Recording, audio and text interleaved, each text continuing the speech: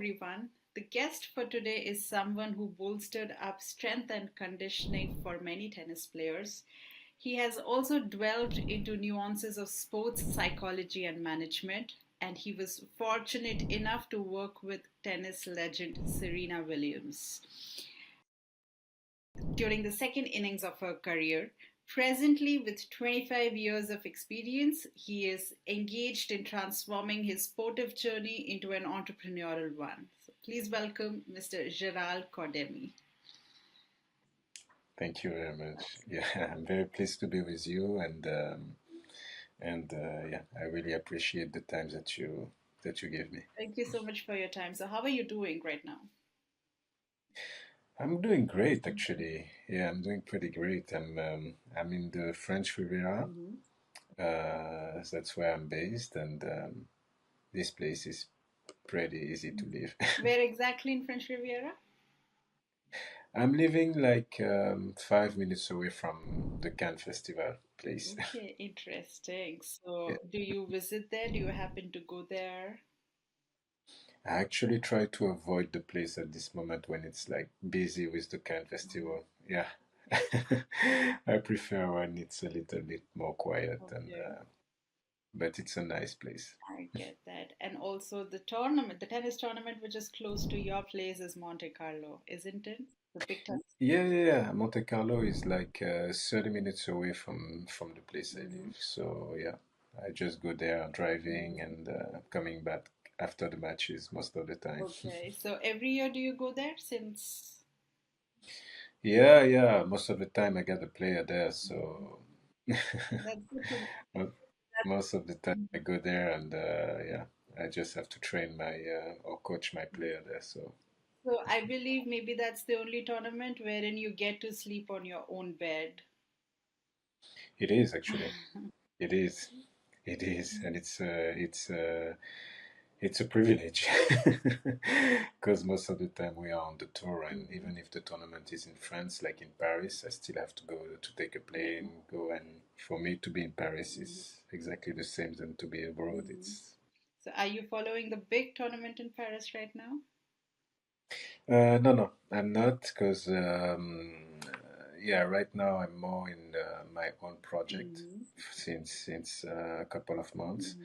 So yeah, I I'm not in Paris for this No, reason. are you following it on TV at least? Yeah, Mhm. yeah, I do. I really do, and Mhm. it's actually a very interesting. It's a very interesting tournament this year Yeah. because with Rafa being at the first round against Zverev, with Osaka coming back also Mhm. second round against Swiatek and what she did. Yeah, Mhm. it's so far it has been a very interesting Did you tournament. watch the Swiatek Osaka match? Oh It yeah, was I didn't amazing. miss 1 minute of it, and yeah, I was very impressed until the very end. But it's good to see Osaka back at this level. I really like Osaka, Mhm. and it's very good to see her back at this level. Mhm. Good to know. So let's talk Mm. about your career. What made you take up strength and conditioning as a career option? How did you choose and how did you associate yourself with the beautiful sport of tennis? Since I'm very young, I've been very interested in sport. I was Mhm. like, yeah, I was doing sport like as often as I could. And for sure, I had a degree in sport. I Mhm. studied sports, and then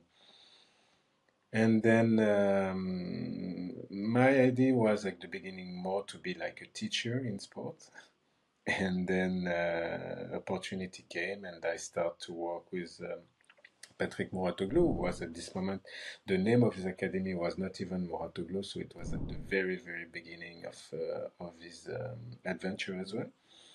And yeah, since this moment, I had the luck to start straight away with the very high level because Patrick had big ambition and he still have. Mhm. So yeah, he wanted the best, and I had the pressure of results straight away, and the luck also to start with the very best straight away. Good to know that. And you have rich working experience while working at the Patrick Mouratoglou's Academy, basically, which indeed boosted your physical training career. So, how will you summarize your time spent at the Muratoglu's Academy? As I was saying at the beginning, it was not really Moratoglu Academy, so it was Bob Brett, and I really think that Mm-hmm. yeah, with people, Patrick was very clear. He wanted the very best, and his idea was to detect very young players at the very young age, and in few years to be at the final of the Grand Slam with the woman, but also with the man. And actually, he had this idea like 20 years ago. And when you look right now, he can go to final with Tsitsipas. It can go to final with Olga Rune. It can go to final with Coco Gauff. So he reached his dream was to do that to be on the Saturday on the final with the woman and on the Sunday with the on the final with the man, Yeah. and good job. I think We did it. I think he did it, yes. So, Yeah. like the Sitsitva final was a very big achievement for him. Mm. Personally, for him, even before Tsitsipas was a professional tennis player, I don't know if you remember Marcos Baghdatis. I coach Yes. him. I coached him when he was junior, and he was champion. When he was champion junior, he was. I was his coach. I was his fitness coach at this Okay, moment. interesting. I didn't know that. So yeah, yeah. I was the fitness coach of Marcos, Mhm. and also Gilles Muller just before was also junior champion. Mhm. So I coach. So that's why I say, and Marcos was maybe one of the first main players that I had to coach. The first year I entered this industry, I was coach of Marcos, and he was already fighting for the title of juniors. So straight away, I didn't have time to adapt to the high level. I had to be straight away good, or because with Patrick, it's you're good or. And that's the way. So I liked it because it was a challenge for me. I always wanted to be at this level, and yeah, Mhm. And during the finals of Australian Open against Roger Federer, which was in the year '06, yeah, yeah, or six exactly. Yeah. Patrick was in Marcus's in box, right? Yeah, he was. He was in Marcus box. Me at this moment, I was in another adventure. I was already in Qatar. Mhm. I spent few years there to develop tennis there as well. But how did you feel while watching that big final again?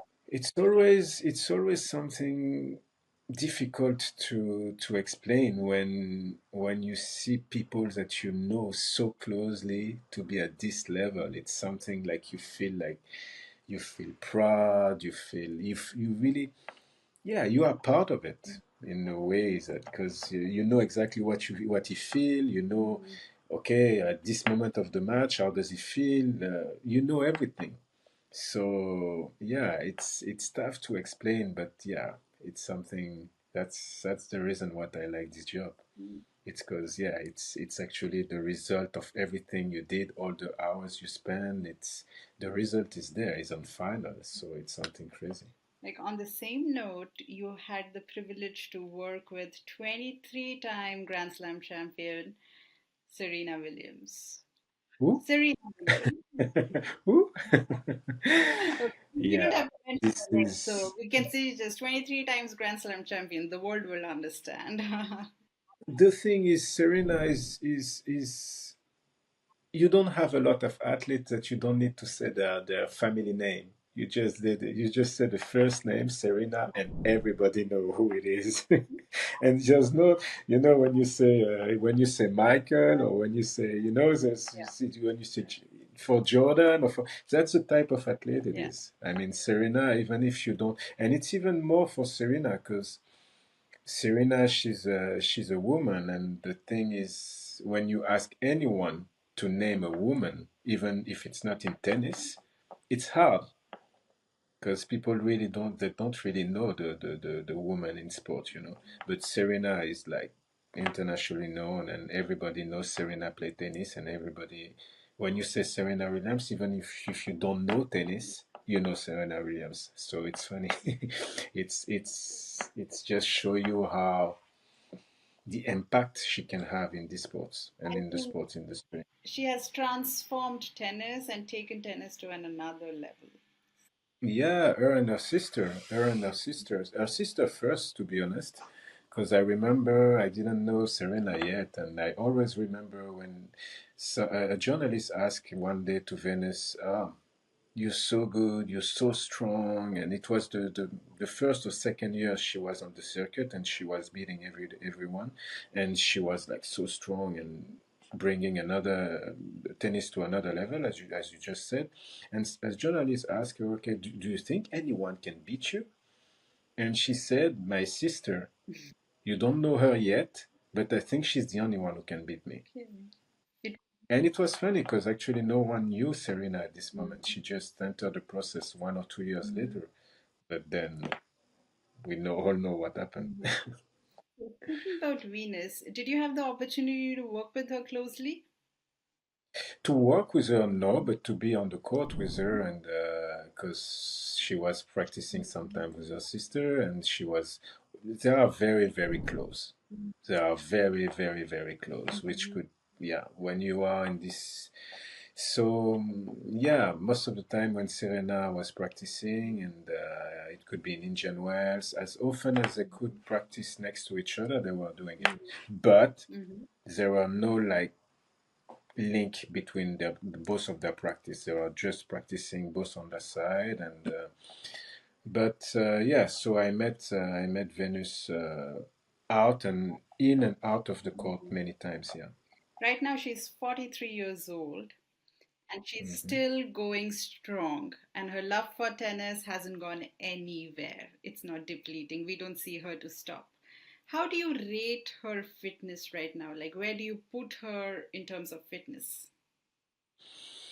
In terms of fitness, I will say in terms of longevity, yeah, for sure. In terms of fitness, when we see, because unfortunately, she's paying now the levels that she put tennis on when she started, because now all the girls they make the difference with the fitness actually. Mhm.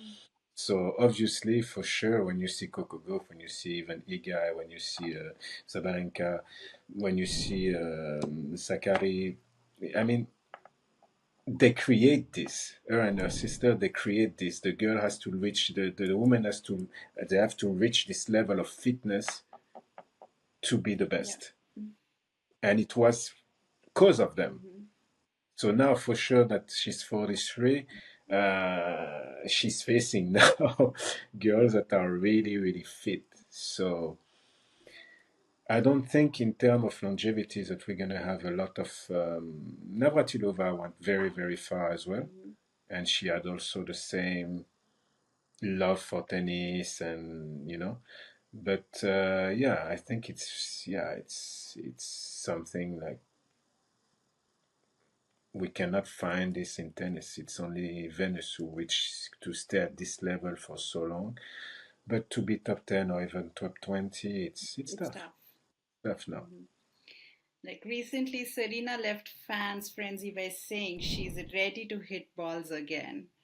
If it were to come true indeed, do you think Serena she can give Kokogov, Iga, Swiatek and others a run for their money at slams? Can she be a threat to them, Serena? I had Serena when she came back from Yeah. pregnancy, and this question was asked already at this moment, Okay. and she reached final many times after this. You know, so the thing is, Serena, Mhm. the way she can handle pain Mhm. is unmatched. I can tell you, I was speaking with the physio that we were working with at this moment, and he was telling me he messaged, and the way that he was pushing, and he was really going strong and deep, Mhm. and everybody was reacting. Mhm. Serena, he could go as deep as he want. She had like a manage. She can manage pain. She can really go through a lot of things, like more than. most of the human being, and it's not. I saw it. I experienced it. So that's the first point. And the second point is like determination is something. If she come back, she will give herself because she doesn't like to be average. She's like Michael Jordan, I will say. If she come back, it's not to be average. So and mentally, she's the best ever. Yeah. She's the best ever. So yeah. I would like to see her to come back, and for sure she will. Mhm. She could do something. So, keeping aside her mental tenacity, her determination aside, like when you onboarded her team, it was after her maternity hiatus, and she was Mhm. juggling between breastfeeding and also long rallies on the tennis court.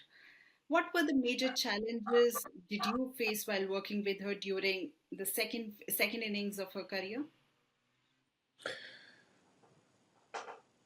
I had Serena just after she did only the thing is the year that she reached final in Wimbledon. Mhm. It's the year that I start to work with her, and it was just after Indian Wells.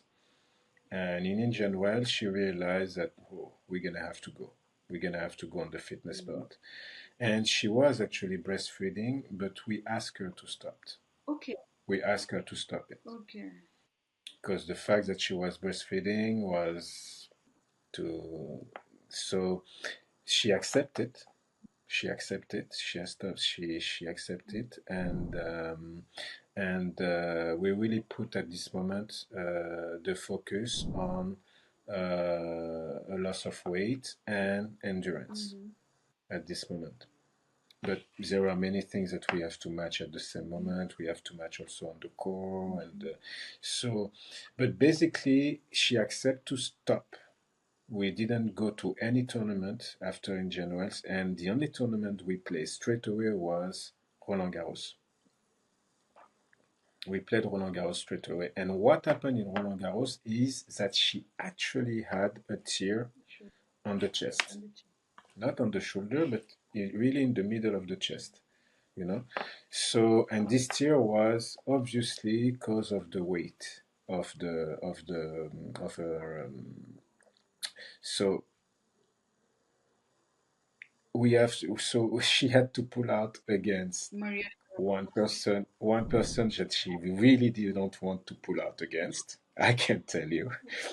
We wait for the very last minute of the match to say we have to pull out. We really try to go as to find any solution. She wanted to be on the court. She wanted against and she wanted to be on the court, you know.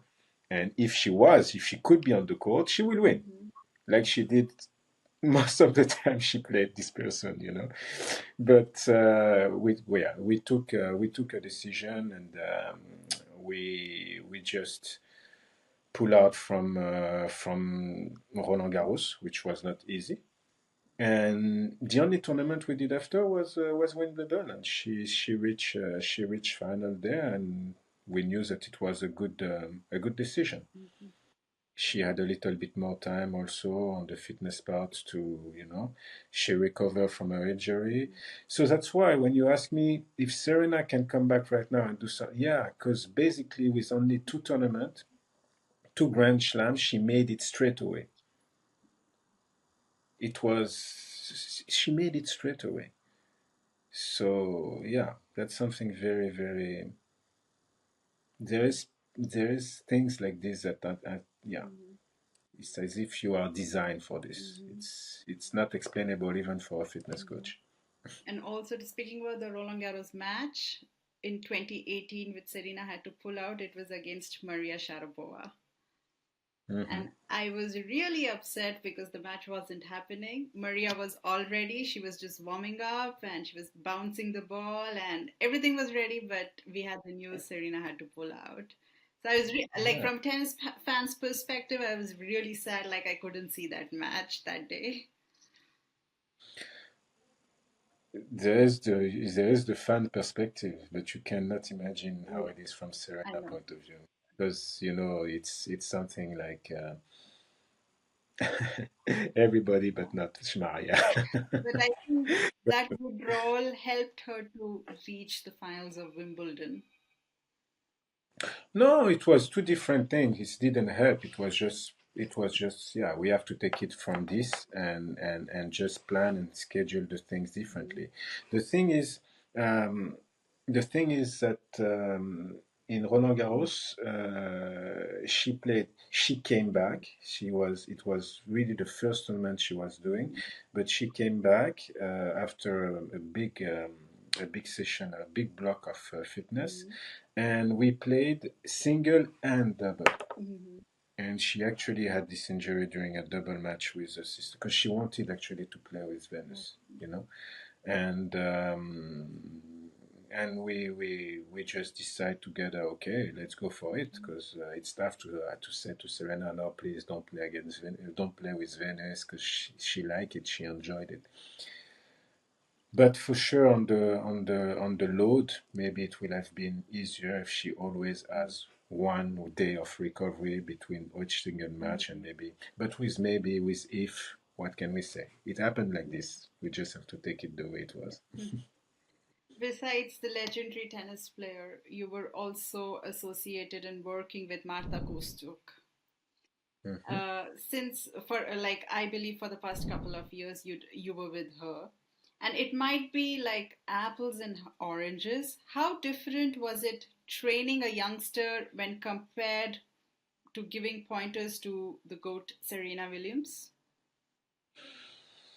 As I said, before I worked with Serena. I used to work with Baghdadis. I used to work with. I was already working with Coco Gauff. I was Mhm. working with. So to deal with young Mhm. players, but very good players with amazing potential. Mhm. Yeah, we know that we have to build not only athletes, Mhm.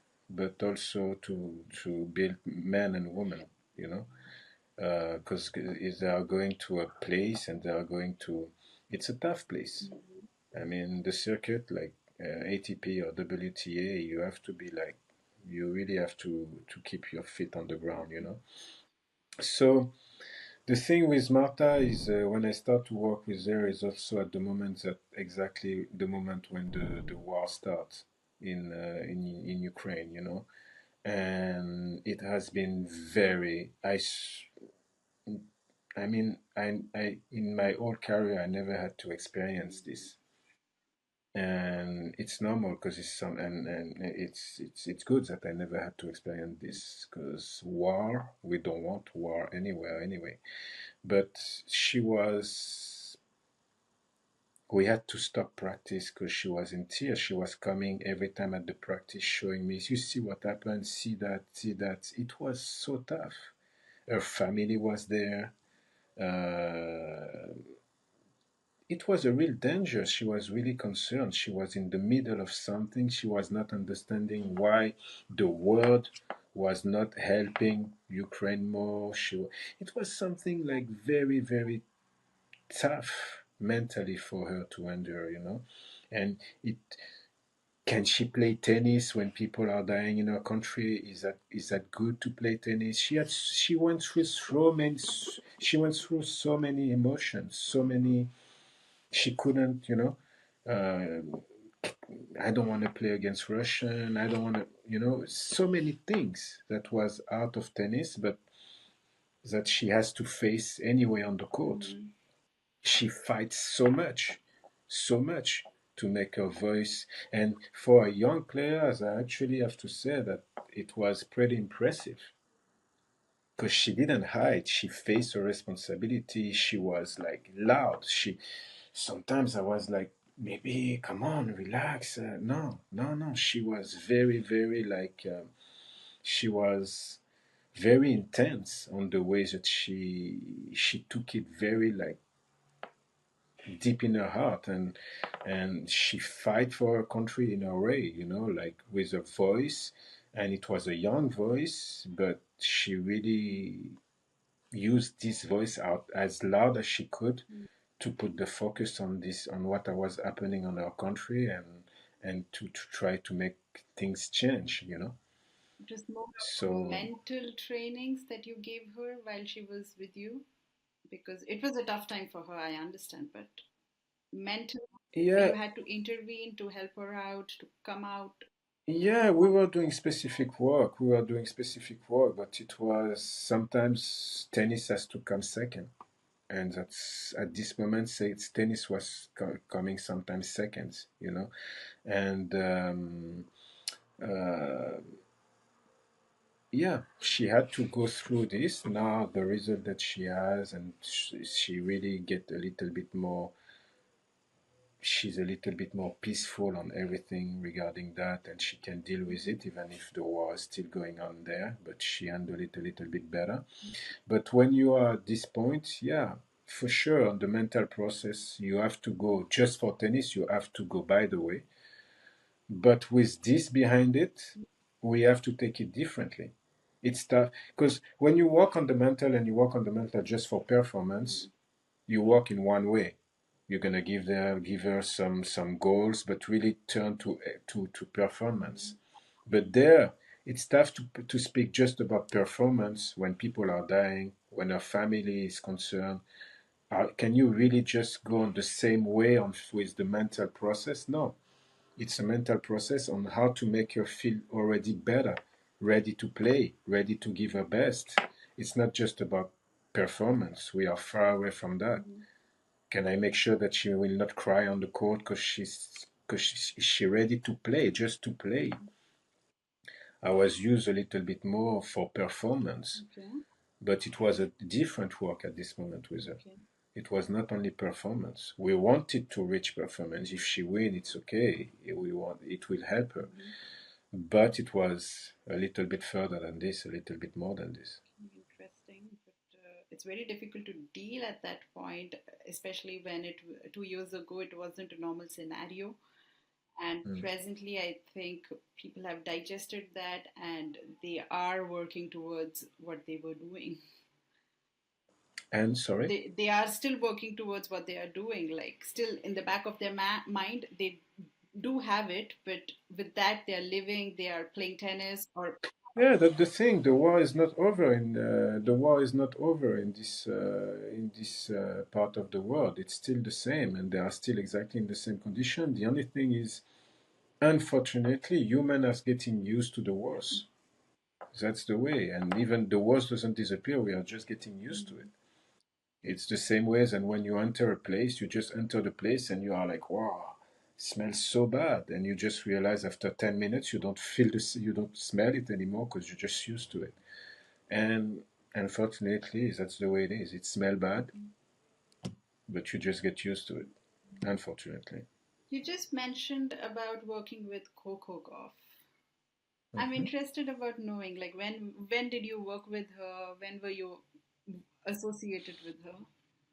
The thing is, Coco Golf was part of the program in the championship program in Yeah. Moatulu.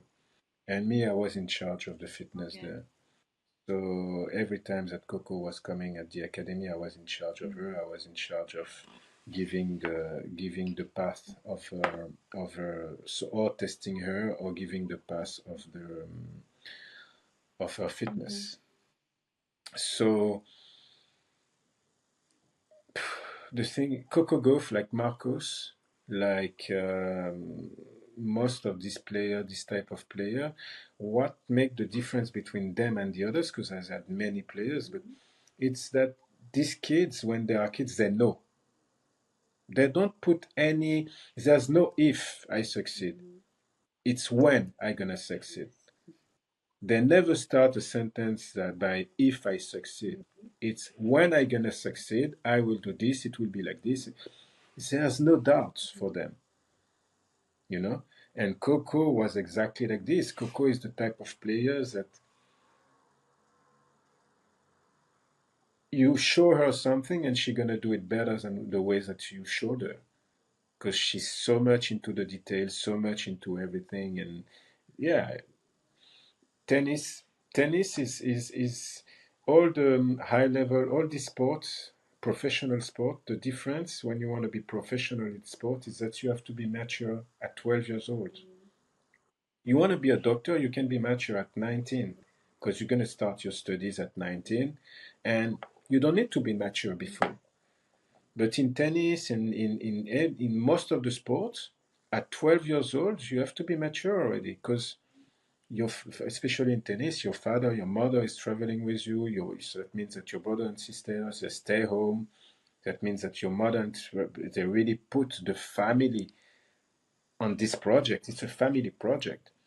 So at 12 years old, you have to be already mature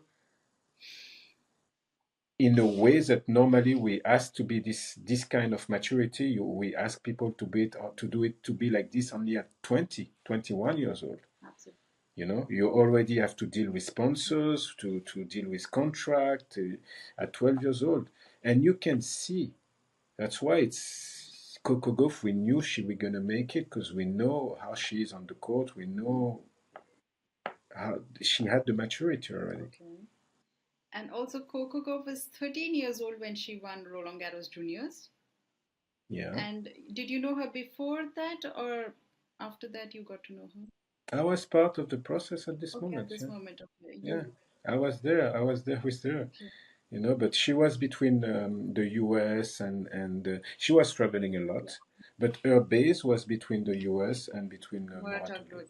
So every time she was in Mouratoglou, I was in charge of her fitness. Mm-hmm. So I was on the court with her. I know her father, her mother. I know everyone. I was in charge of her when she was in Mouratoglou. Mm-hmm. Good to know that. So for sure, in Roland Garros, I was there as well, and I Mm-hmm. saw most of the matches. And Mm-hmm. yeah. Good to know.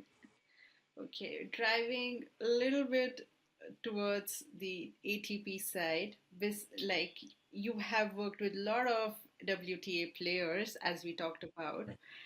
Besides that, like you were also engaged with the Australian tennis player Alexei Popyrin. He made a massive, One of yeah, them. One of yeah. them.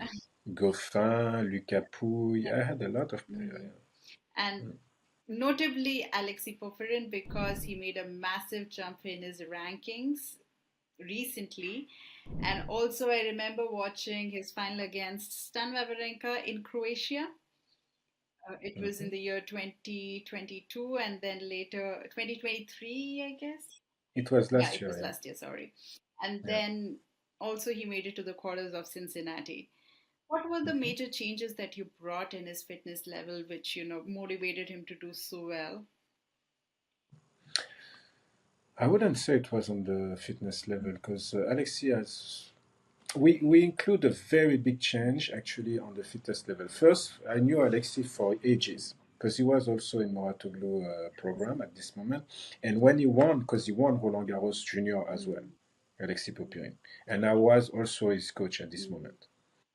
So I know him since a long mm, time. The thing is, when Alexi was young, he had issues with his back. And he was seeing him and his family, because his mother was really like in charge of the project. Him and his family were really into a kind of fitness that was more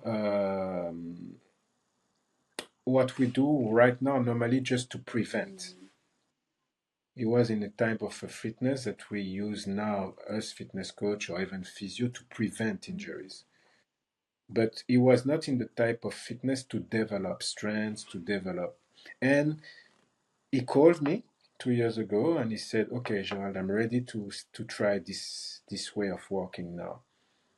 You know, because he had so much issues with his back that he was really like reluctant, reluctant to go to classic fitness, lifting weights, especially with lifting weights. mm, But to be honest, with it was tough for me to say anything about the way that he was working before this because he was one of the fastest. mm, He was really, I made him against sometimes even with players that are really like known to be very fast, like David Goffin. mm, And on speed exercises, mm, he was sometimes beating David, who is really known for being very fast. And Alexei is tall and he's not.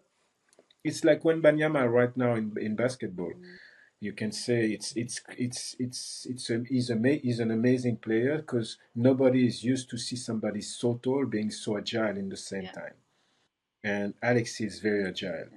He's very fast and very agile, which and powerful with his serve. Mm-hmm. So basically, this he had it. We work a little bit more also on the stamina, okay? Because but what happened in this tournament in Croatia is we implement a little bit more of mental visualization and stuff like this, and it paid back straight away. We implemented there, Mm-hmm. and it paid back straight away. So it was more on the mental side that, and actually I actually implemented it in a fitness session. Mm-hmm. I did it in a fitness session, and I made him visualize the next match and stuff like this, and he liked it. And then we put it really on the tennis side by this moment. But it was the first time ever in his career that every day Mm-hmm. before each practice we were making laying down on the floor and take 10-15 minutes to visualize on a proper subject, on something very specific, and he had to visualize it to see himself, and he won the tournament. End of the story. I mean, he did that, he won the So it tournament. was manifestation. Yeah, it was even us, we didn't expect it to be that fast and to be that, but I really believe on this anyway. Really nice to know about it. Presently, with rich experience in tennis, rich, especially the fitness side, and also you're a mental coach, I would say. So, with all this experience with you, I think presently you're focusing on your personal venture. So, could you please give us some details about it? Yeah, I have a degree in I have a degree in mental coaching. Mm-hmm. The thing is, in tennis, we cannot. It's tough to mix, because at this level, we don't want people that know a little bit about this or not. Wait, no, we want expert on every Mm-hmm. field. I start tennis being an expert in fitness, Mm-hmm. and when I was in charge in Moratoglu for, I would say, 15 years. Mm-hmm. I was known for my fitness skills, as a coach. So even me, I always try to don't mix Mm-hmm. what I know about mental, because I really prefer, like, for me it's very important. We need experts. Mm-hmm. So me, I know that I can be an expert in mental, but it's tough to switch in the head of the players from being a fitness coach to a mental coach. You know, it's so I just keep on the side of being a fitness coach. But every time in my fitness session, I was implementing mental work. I was making the work a little bit more efficient, and I was using mental Mm-hmm. trick, I will say, but just through fitness. It was not like specific mental session. Okay. It was mental through fitness. Okay. But I now reach the point that I really believe that mental make the difference, and I know it. I know it since a long time, Mm-hmm. and I would like. So that's why now my idea is really to go more through the mental part and use fitness more as a tool. Okay. You know, and so I really want to focus. And the thing with my career is, as I told you, I had the opportunity to follow the process from the very beginning, having players that was 10, 11 years old, see them became world champion junior, and then top 10, top 3 for Coco, or top, with City Pass. I saw them from so I know all the process from the very young age to the last stage. And I want to put everything in one One institute institute. and create this institute, but not like a normal academy. I don't call it academy, I really call it Okay. institute, because I want it to be like very scientific, like everything related to neuroscience, everything to related to the last things we know about fitness. I want it to be at the very, very top of performance. So, And it's something that I want. And you cannot be at the very, very top of performance if you do it for 200, 300 people in an academy. That's something I don't like, even for the coaches. Coaches are just on the court then, and they go from one player to another, and they cannot really focus on their player the way that they would like to do. It's not possible in this thing.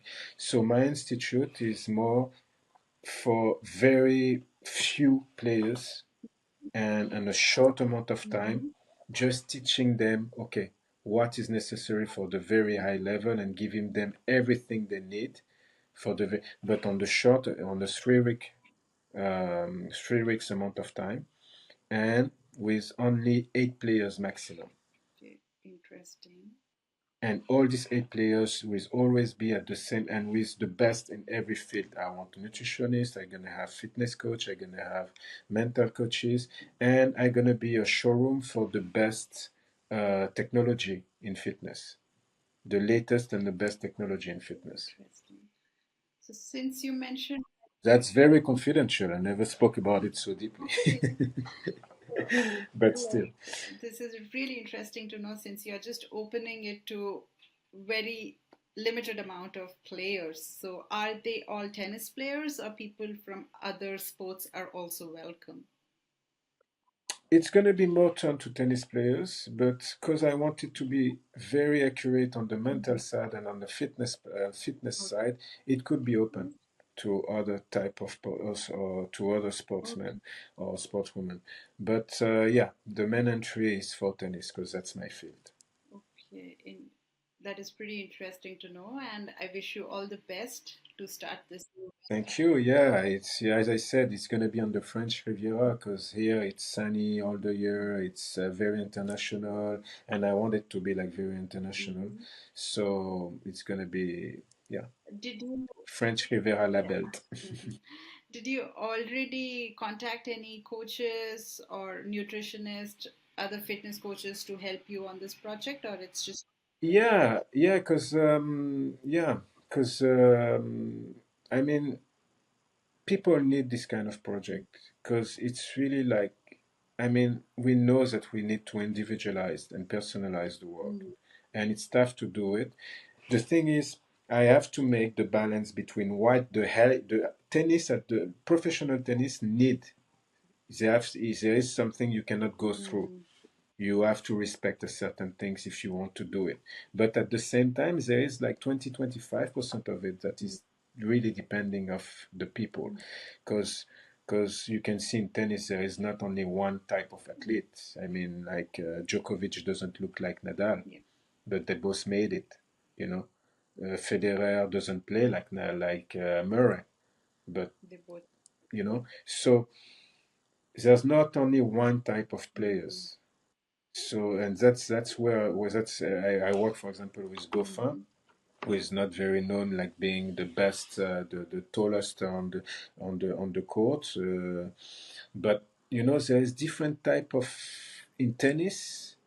It's tough to resume the game to one physical abilities. Like in basketball, you need to be tall. In tennis, tall is a tool, but you still can play very, very good. We can ask Schwartzman or we can ask Ons Jabeur. Ons Jabeur, for example, doesn't look like Sabalenka, mm, you know? So, but still, who can say that she cannot play tennis? yeah. you know? So, yeah, I want to mix and to really mix both of these needs Mhm. that you need for tennis, but also how to implement it to the player itself and to the individuality of the player. Since you beautifully highlighted the differences in tennis, I would like to ask you this question. Like presently in women's tennis, we see Iga Swiatek and Arena Sabalenka. They're dominating the sport. They both look different, they play different, they have their own styles, their physique, their mentality, everything is different. Speaking about their rivalry right now, do you think these two ladies are taking the sport to another level?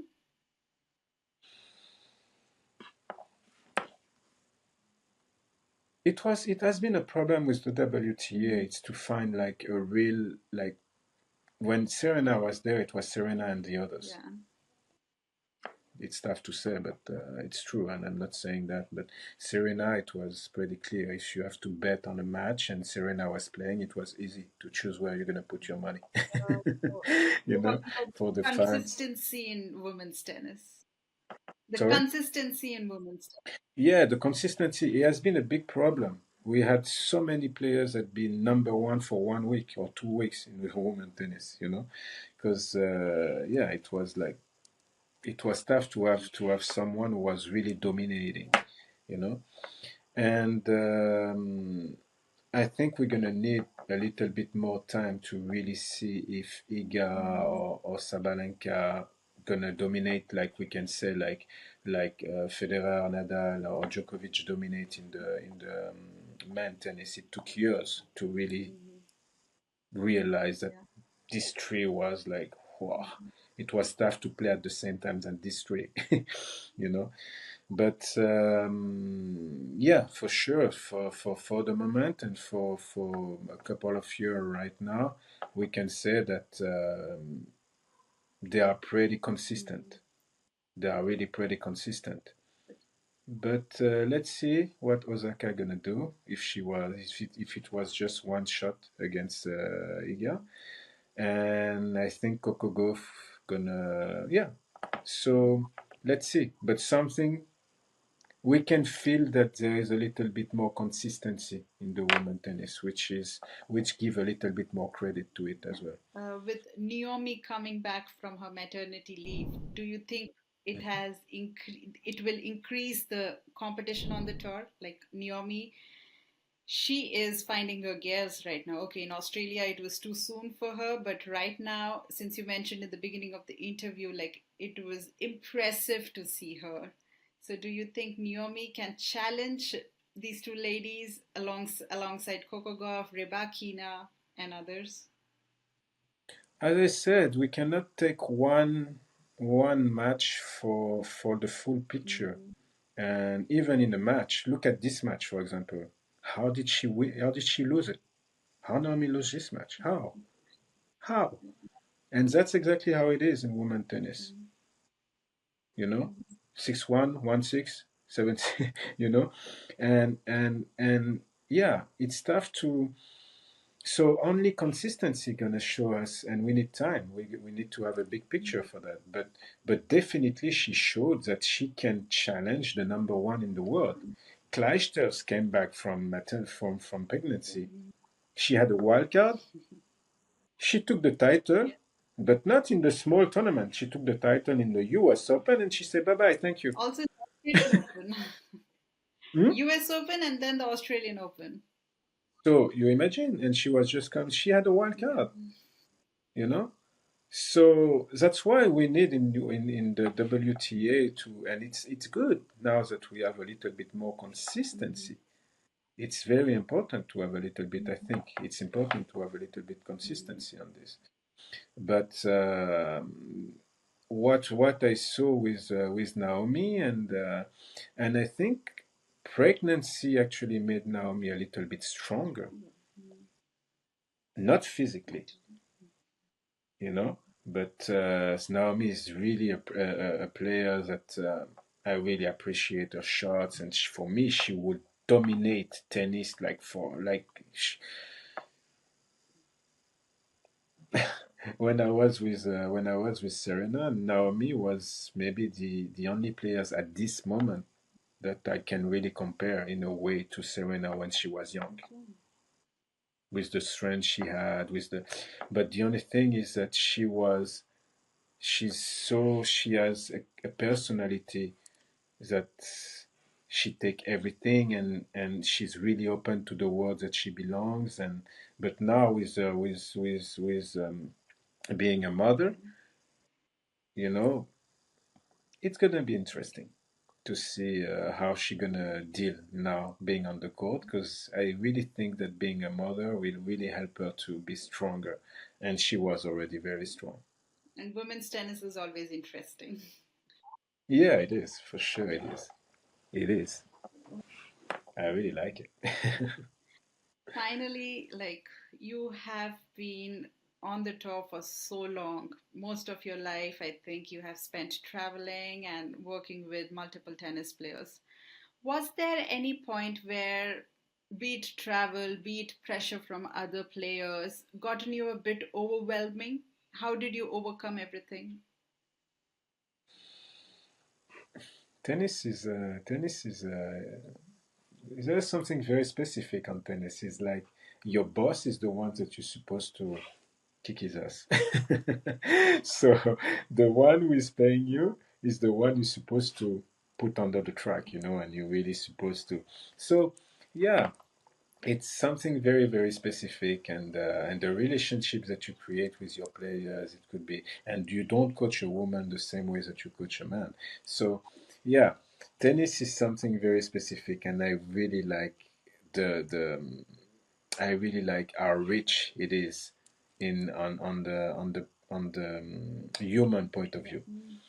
It's something really, and traveling is part. I have two kids. My son is 18 and my daughter is gonna turn 16, and they used to see their father traveling sometimes for 2 3 weeks, but they are used to it, and and